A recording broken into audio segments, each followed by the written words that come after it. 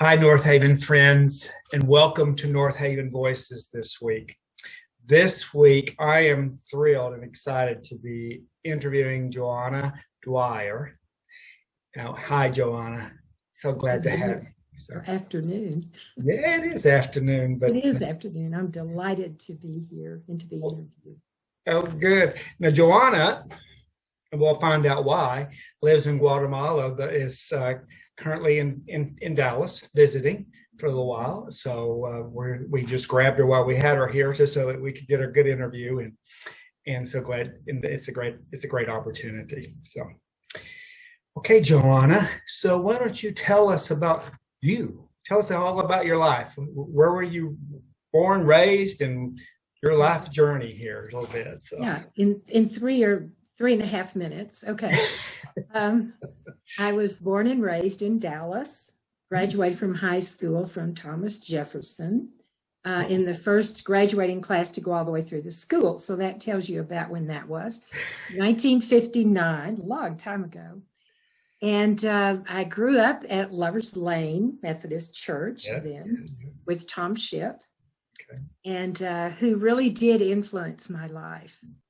When my husband and I were talking about adopting children, Tom had been very involved in that whole thing all his life. And he was very encouraging. And that was one of the things. And the youth group there had a lot of influence on me too. And I went away to college to Lubbock, Texas Tech. And I thought I wanted to be a cowgirl, I think. Okay. That didn't take. So, and I come from deep roots in Dallas, which some people don't know, that I'm very proud of. Young Street in downtown Dallas was named after my great-grandfather. Really? Wow. Yes. And he founded First Methodist Church downtown. Oh, my goodness. So, yeah. So that's deep roots for me. But I went to, we attended Lover's Lane because it was close. So that's where I grew up.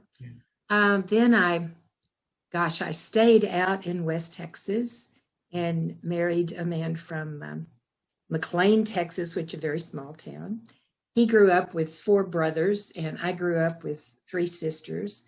He grew up without electricity in his house, very rural. And I grew up in the middle of concrete and rebar, as we call it in Guatemala, steel and concrete. So very different backgrounds, but gosh, it was great. And I have 3 daughters, 3 grandchildren. My husband died in 1982, so a long time ago. It is long time. Gosh. And I had never lived. I lived in Dallas, Lubbock, Amarillo, and that was it my whole life until I moved to Guatemala. So I didn't, I have traveled a bit now, but up to that point, I had done some traveling, but not a lot. And so should I go on about how in the world I ended up in Guatemala? Well, sure, absolutely. Now tell us your profession. You were started off. Yeah, I'm a social worker. Yeah. I'm a social worker. And when I was in the States, I worked in the field of sexual assault and domestic violence for about 35 years. Wow, very traumatic. So that was my background, yeah. Heavy duty. Heavy and drama. Back then. Trauma, I mean. Some. Oh, my. Yeah, back then in the early 80s is when I started, in 1980, as a matter of fact. And golly, nobody wanted to talk about it, much less be involved. And I've been in Guatemala 20 years, and when I left here, it was just starting to catch on and be sort of the in thing to be on the board of directors for a domestic violence agency. That was a big thing. And we had trouble just raising funds, much less finding board members. So, yeah, things have changed. People acknowledge the fact that sexual assault and domestic violence exist. And how horrendous it is, and what lasting trauma it has on the victims. So, and I'm really glad to see that evolve. I am too, because I was I'm a counselor, so at Legacy Counseling Center, a lot of stories about abuse Oh my gosh. Yes. It's sometimes it's really tough to listen to. Very tough. Yeah, it is. And, as professionals, we suffer vicarious trauma. Mhm. And so that was something I finally figured out after a few years, that the staff is where I really needed to focus my energy and my attention, was to help them deal with what they were seeing and listening to every day. So very important. Very helpless feeling for sure. So it's, Yes, it is. I don't do helpless well. My supervisor told me, he goes, this is what I want you to do. I want you to go into your session and realize that sometimes you're just going to feel helpless and be there and stay there. Go, oh, exactly. Okay. Exactly. Instead of trying to deny it and do all this silly stuff we do. Yeah. Okay, now tell us about your journey to Guatemala, and now 20 years there. So wow, yeah. My first trip was in 1986.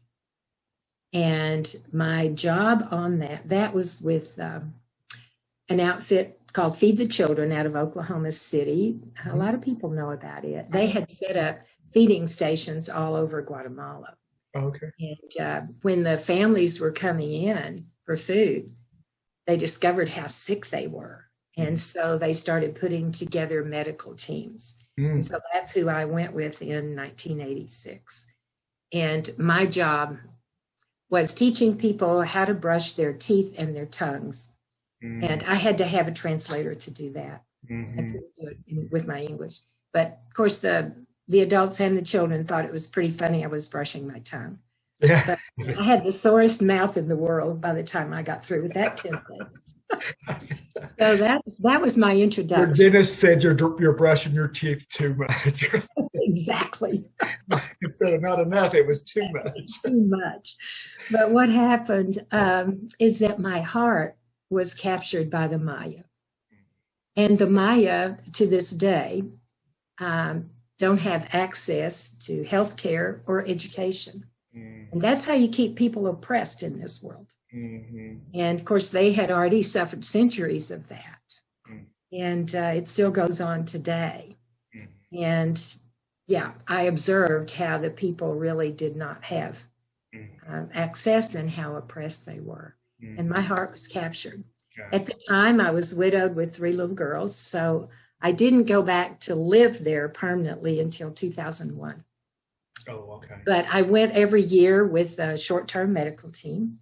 And I thought that I knew about the culture because I'd been down so many times, but you really don't get that. You get just a hint of it, I think, when you go down short-term. Yeah. But enough for it to really touch your heart, or at least mine. Well, it touched mine. It touched mine when I went, 2 years ago now, or 3? Yeah. So when that was, when Tim and I were able to go, it was, what an experience. I've talked about that. It was just a spiritual and a growing experience. So and helping you being there, helping us learn that and experience it was just, or educate us was just wonderful. So thank you. I think the thing I loved our trip out into the woods and your help. To see the quetzal bird alive, which I had never done. Yeah. But especially when we trekked up to the Hill of the Cross, and it was very, very meaningful to me. Yeah. And it's just the whole environment. It's beautiful, of course, but the people are what are so beautiful to me. Oh, they are. And when I retired, it'll be 7 years in November. But I'm not going anywhere. I'm in heaven. Oh, sweet. And it really was a calling.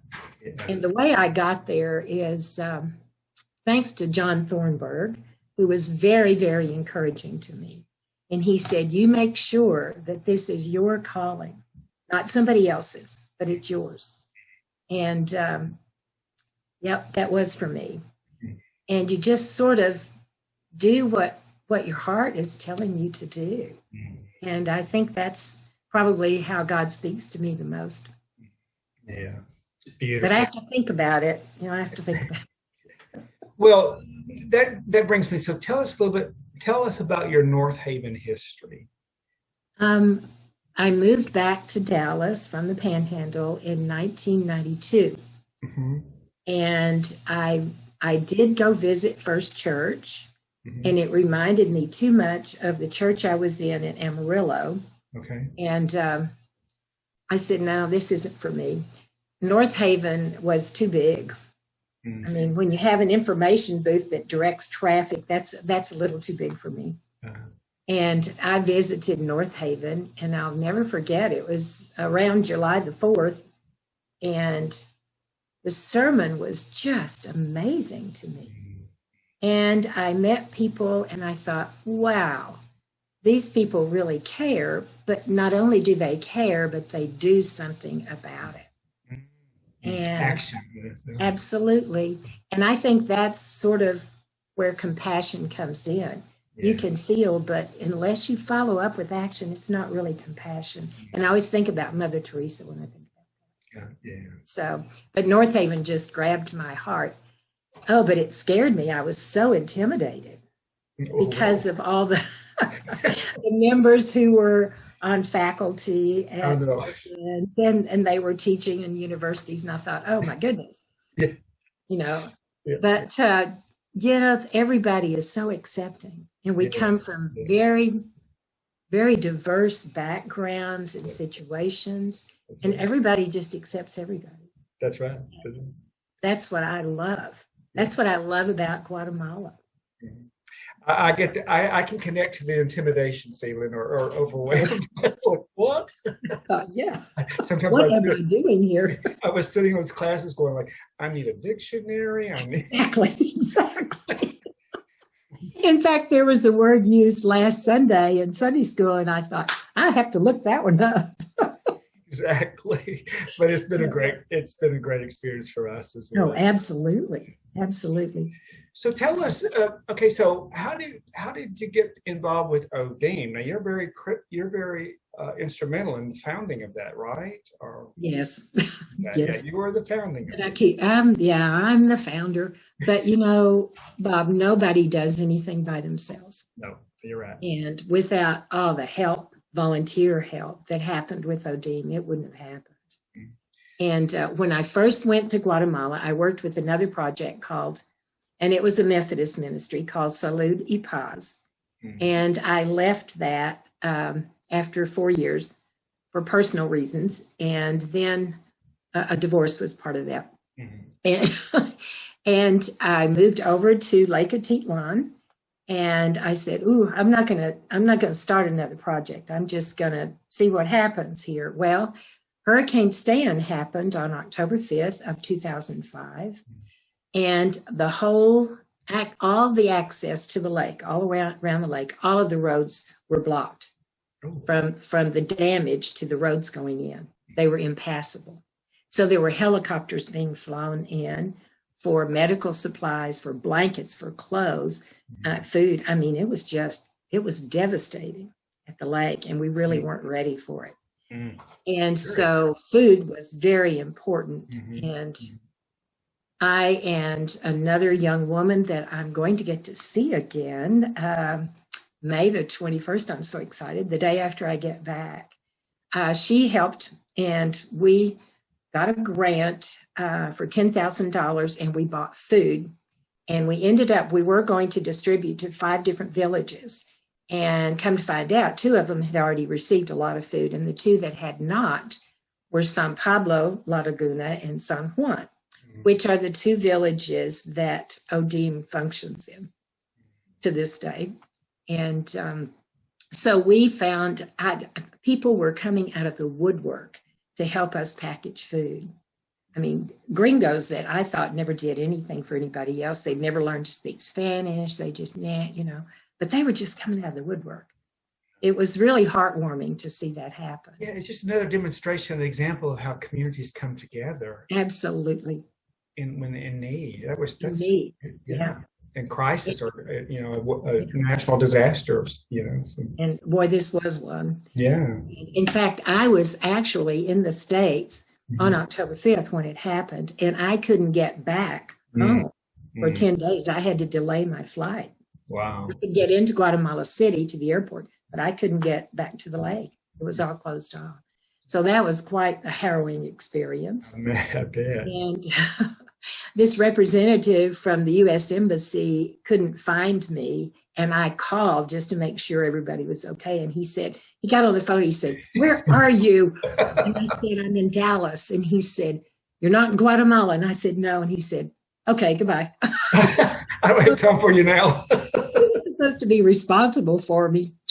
I didn't tell him I was leaving the country, I guess. So I have a tendency to be too independent sometimes. Uh-oh. And so there were people who I worked with, team leaders for medical teams, that contacted me and said, "I want to come down and do some medical work. Can we come and work with you?" And I said, "Of course." So we started seeing patients of an abandoned Methodist church in San Juan, La Laguna, which is now the clinic there. Oh. And the roof leaked. There were 5 unsecured openings to the building. It was a dirt floor, no lights. I mean, it was a mess. No bathroom. It was a mess. It really was. And when it rained, we had to have umbrellas inside to see patients. So it wasn't the optimal conditions for a clinic or for even a medical jornada. But or did it shut you down, right? So yeah, no, we just kept going. And we opened the clinic in San Juan in April of 2009. And then the clinic the clinic in San Juan was sort of built around the structure that was the Methodist church. And then the clinic in San Pablo, La Laguna, which is my village. I live down, I don't live up in the village. I live down by the lake. But that clinic started in January of 2014. Wow. And tell us, I think most people know ODEAM, but why don't you go ahead for those that may not know ODEAM that may be listening to this? So. Yeah, ODEAM stands for the Organization for the Development of the Indigenous Maya. And it includes those 2 villages, and we offer education and health care to anybody really that comes in, but primarily focused on those 2 villages. San Pablo has no tourism at all. It's very poor, and the people are a lot sicker. The education level is lower than in San Juan. So we're really seeing quite different populations in the 2 clinics. So very interesting to take a look, and they're so close together. I mean, now it's a 5-minute tuk-tuk ride. That's a 3-wheel motor taxi. I love it. From one to the other. So they're very close, but people are very territorial. Yeah. If you're from San Pablo, you wouldn't think of marrying somebody from San Juan or San Pedro. They still all speak Zutuhil. It's not like it's a different language, but it's a different village. Wow. So I'm very careful about that. Oh my goodness. So yes, ODEAM is doing amazing things. And during the pandemic, what they've done, and it's the philosophy I believe in too, is you look at the need the villagers have, not what we as white people think they need or think they want. And I've made those errors. Believe me, I've learned from experience. And ODEAM has done a beautiful job of that during the pandemic. And feeding families that didn't have any food but were quarantined. Oh, my goodness. Distributing masks and hand sanitizers because there's not always water in the village. So, and the diabetes program is amazing in the results. In Guatemala, especially in the rural areas where we are, the people think, well, they thought it's changing, poco a poco. They thought if you're diagnosed with diabetes, that's a death sentence. Yep. And you can't live with it. And that's because there was nothing available. There was no medication. There was no, lifestyle changes to be considered. So things have come a long way. Yeah. I know there's several people from Northaven that have gone on mission trips to support that initiative. And so, Tim and I have been one of them, a group that went. You know what that does for me? That's my moral support, Bob. That's what has kept me going all these years. Yeah. It really Well, is. it is an experience, and we loved it. And I know everybody that has gone has come back, and some people have gone multiple times because they want to continue to support that. So Northaven is invested in this completely and committed to supporting this program. So thank you for starting this and getting us involved. I'm thankful for Northaven. Yeah. So we're going to change topics a little bit. So tell us a little bit about your spiritual journey. It's interesting because my spiritual journey, wow, has been different than I thought it was. Okay. And I think I just realized that recently. We did a study in Sunday school about spiritual journeys. And Mary Helen Fagan led us in that. And she was talking about, and she was introducing the class to all different things: the dances of universal peace, meditation, yoga, Tai Chi, Qigong. I do all those, and I never really considered it as part of my spiritual journey. And I think we all get hung up if you're not reading the Bible every day and trying to figure that out on your own, which I found impossible. I need help. I think we sort of thought we weren't evolving spiritually. That is not true. Probably there are two very spiritual things that I've experienced in Guatemala. One was the dances of universal peace in Spanish. Oh, wow. And it really spoke to me. And the second was a group of little tiny 4 and 5 year olds that did a traditional dance. And they were in their traje, and they did a traditional dance. And just the expression on their faces, Bob, I mean, they were connected. It was incredible. Oh, I bet it is. I love that. I know my experience just doing the mindfulness workshop with the teenagers when I was there. I mean, I still close my eyes and think of those faces and how they were involved, and never heard of what that is. They didn't know what we were going to do. And then it was through a translator too. And it was just, I know. It was gorgeous. We really don't need language. We don't. Because I think we can see God in whatever faces and wherever we are. Yeah, I agree with that, and I agree with that a lot. So, and my concept of God has changed remarkably. So, what's your concept? Tell us about that. Well, my God is love, and my God is within me, and I believe that we all have this spark within us. A divine spark, and it's our decision whether we ignite that and share that fire with the world or not. We have that choice to do that or not. But I believe in innate goodness in humans and all beings. So I know what your next journey is. So you want to tell the Northaven friends here what your next journey is? What are you talking about? You're getting a certification?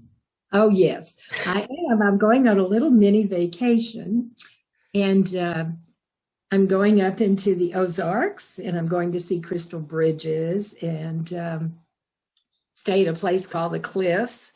And then I'm going to Herman, Missouri, and stay in a B&B there. So I'm very excited about that. Okay. Yeah. I also was thinking about your work, getting a certification in mindfulness or something. Oh, okay. Yeah, I'm doing that too. I'm taking it. Sometimes I think, whoa, I'm taking a 2-year course to be certified as a mindfulness meditation teacher. Oh, I love it. And so 2 years, and I'll only be 81 when I graduate, Bob. Okay. Well, yeah. Hey, that's young, right? That So is when you come back from Guatemala to Northaven, we'll have a workshop. Okay. All right. We'll do it.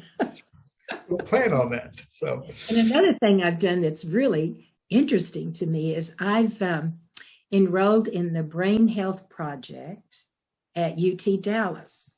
Oh, did you? Yeah, it's fascinating. Oh. I'm a guinea pig. I'm a research what do they call it? Yeah, I'm one of the guinea pigs. You're a subject of subject, yes. Okay, I'm a research subject. They haven't put me in a cage yet, though. But that's very fascinating. I bet. I'm fascinated by the brain. Yeah, it is. It is fascinating. It is fascinating. What brings you joy, JoAna? Singing, dancing, being with people, being alone. So nature, there are lots of things that bring me joy. Yeah. Birds, just listening to the birds, looking out my bedroom window every morning at the volcano. Oh. It's massive. And I don't even have to get out of bed to do that. That is even better, right? So. That's joy. That's a connection. That's right. Yeah. Oh. How's your life been different than what you had imagined? Oh my goodness. When I was in high school, attending Lover's Lane, every year we had a couple come to the church to talk about their mission in China. And they would get up and they would talk to the congregation. They never smiled. They never laughed. They were the most somber people I think I ever saw in my life. And I said more than once, not me. I'll never be a missionary, whatever that means. So yeah, my life certainly has gone down a different path than I ever. A great example of using. Yeah, exactly. A great example of never using never. Right? Yes, exactly. Comes to bite you. Yeah, and of course, I don't like to call myself a missionary because the connotation associated with that word is not who I am. Yeah. Volunteer in mission is okay, but you've still got that word. But that works better for me. Well, whatever the label is, I think it's just because you have compassion and love for, the oppressed, so you want to be present with them, and you've done a great job. I mean, beautiful job with that. I think that's what you're thinking about, working with the domestic violence, the sexual assault victims, the trauma there, and just being there present, Yeah, and I think population with that community that has suffered so much, and like you said, it's taboo. You don't talk about it, so they could. And I think we make a mistake thinking that we have to know more, able to be able to help people, but just presence, just listening is so important. They are significant because they don't feel, they're important people. Okay, JoAna, tell me, do you have a favorite Bible verse? Yes, I do. As a matter of fact, it's "Be still and know that I am God." And an interesting thing about this scripture is to read it backwards. Okay. God am I that know, still be. Oh, say that again. Okay. Backwards. God am I that know and still be. Beautiful. Beautiful. Thank you for sharing that with us. That's one of my favorite verses too. Be still and know I am God, that I am God. So, yeah. Thank you so much. Okay, so we're getting close to the end here. So the wonderful question we have is always, how do you want to be remembered? Oh, goodness. That's really a hard one. As somebody who really cared and tried to do something with that compassion. And I was thinking the other day, the word grace just keeps popping into my brain. My name actually means God's grace, the grace of God.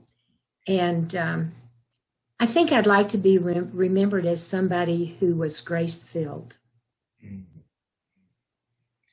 Well, I do believe you will be remembered that way, but I think you are seen that way today. I know I do see it that way. I just thank you for like the gifts that you've given me and to Tim when we came to Guatemala, the presence of being with us and teaching us and just letting us share your environment with us. It was it was a wonderful experience. So, and I know that you used to come to when we were in person, you would come to Northaven and get up and talk to everybody about your journeys and about your experiences. So we And love. I hope there was a smile or a little laughter associated with that. I'm sure you smile all the time, so I think Like the first impression I had of people who lived in other countries. Oh, yeah. Well, Annie, JoAna, thank you so much for doing this with us, and thank you for your many gifts to Northaven. And we love you, and we just appreciate all you do. And I'm glad you're here in Dallas, so that you can be with us for the next few weeks anyway. And now that since we're reopening, we'll get to maybe see you in person too. Oh, I'm leaving. You're traveling though, aren't you? I'm leaving on the 20th to go back to Guatemala. Oh, it's right around the corner then. Oh. Yes. So I'm going to miss being there in person by 3 days. I'm really sad. I wish I had known that. But yeah. Well, you're not going to be here this weekend, right? No. Oh, okay. So, okay. No. We're starting our vacation. So That's right. All right. Well, have a wonderful trip. Be safe. And I'm sure we'll talk soon. So you take very good care. Thank you very much. This has been an honor. We love you. You take care.